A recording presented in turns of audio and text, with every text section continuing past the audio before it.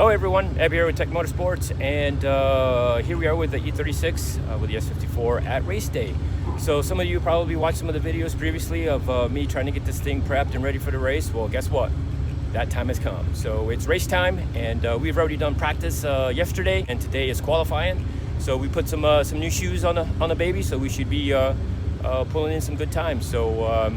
So I had a lot of work to do from the previous time I put the video up on this one. There was a couple little tweaks here and there that we had to go through, just trying to better the car. There was a little bit of list of stuff that EW wanted to do and add just to get the car running so much better, handling better. So, you know, we did some alignment adjustments. We also had replaced the brake master cylinder.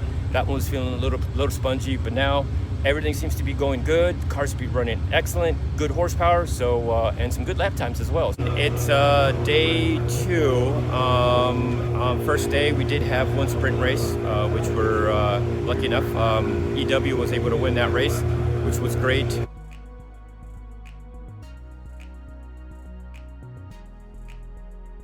Car's running tits, and yeah. One race down, we have a qualifier this morning, which we're getting ready for now. And we have the one more sprint race, and then we have the 1 hour endurance race, which we're gonna be doing. So yes, in the interim of all this stuff, I'll try to throw in a couple clips here and there. Got a very good lap. This car right here at this lap at Road Atlanta with full slicks, the best that it was able to do was I think it was a mid 135. So with the Toyos that we're running, which is not a full slick, yesterday we were able to get 134 flat, which was freaking awesome.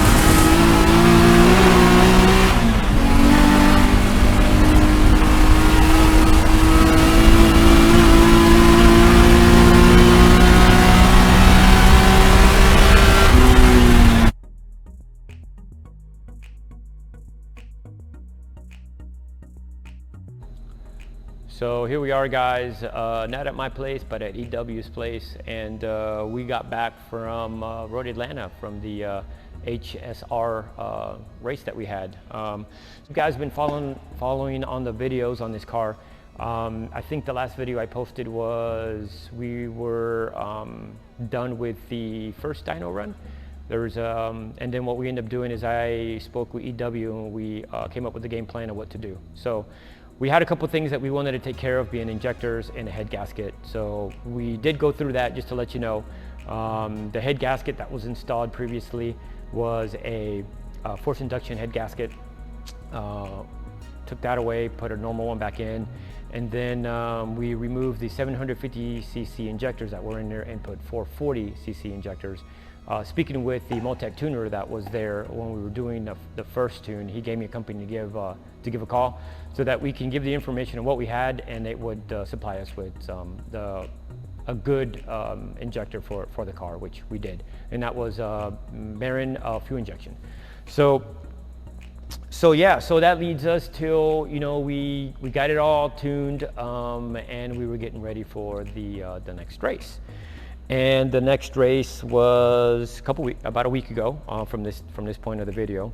This was going to be its first session, or its first track event since I have started, you know, working on it. So we've done a handful of stuff just to go through. We've changed the alignment. We've also noticed that the brake pedal was a little soft, so we replaced the master slave. The master slave, the brake, not the brake booster, but yeah, the master slave. Replaced that.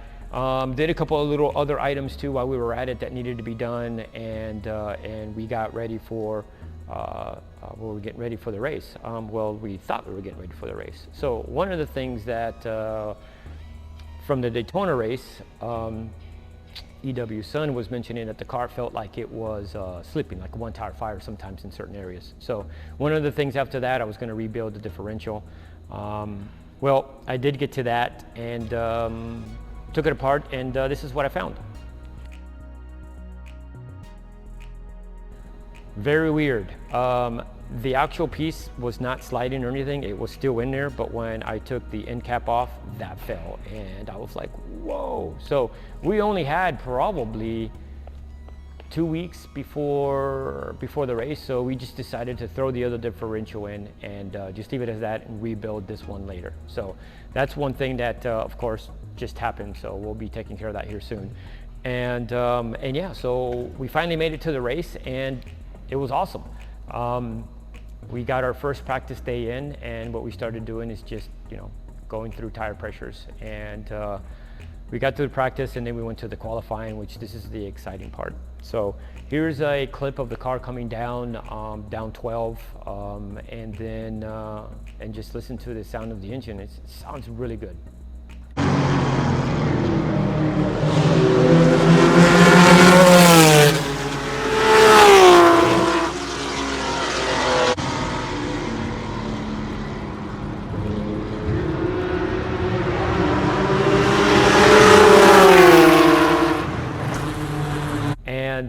And yeah, so we still had a couple more things we had to do. The Enduro was coming up.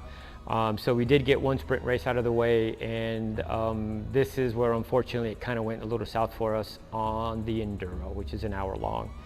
So to kind of summarize what we were at, we did have to finish up early on the endurance races when we found the issue.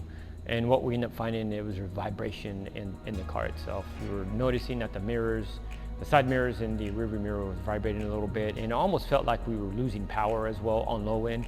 But looking at the data on the in-car camera as well, we were getting up to our normal top speed that we've been doing all weekend.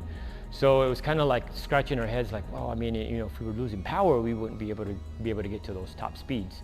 And we were hitting about 142, 143 mile an hour, give or take, on the going into 10A. So not going into it, but braking it at the braking zone. So that was weird. We were getting, that was just fine, but the vibration was a little unsettling, and we did not want to break the car, so we decided to quit and call it a day. We did look at it the following day, which we did have one sprint race on Sunday. We went through a couple little things, and what I ended up determining that the problem was at the flywheel, or in that area. So looking at everything, checking underneath, making sure there was no bolts loose, nothing of that sort. There was no CV axle, nothing. Everything led to that area. So long and behold, let me show you a little something. All right, and there's the flywheel. As you can see, it looks pretty darn chewed up.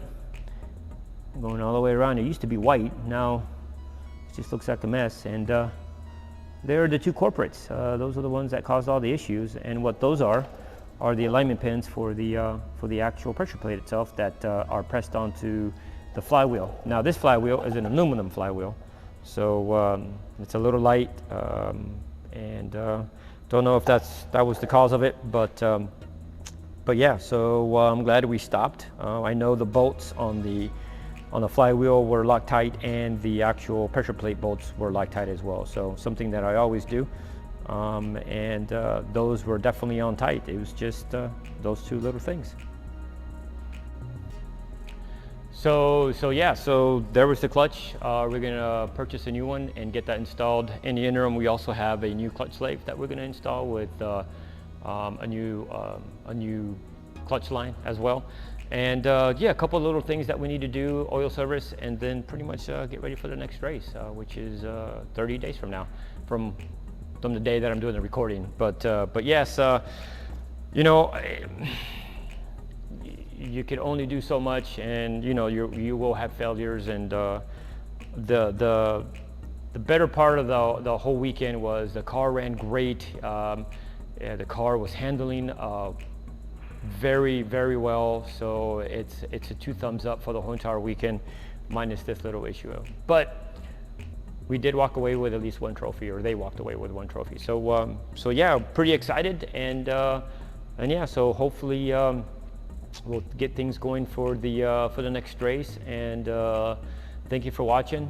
Thank you for listening to my chatter. And like always, like and subscribe, and hope to see you in the next video.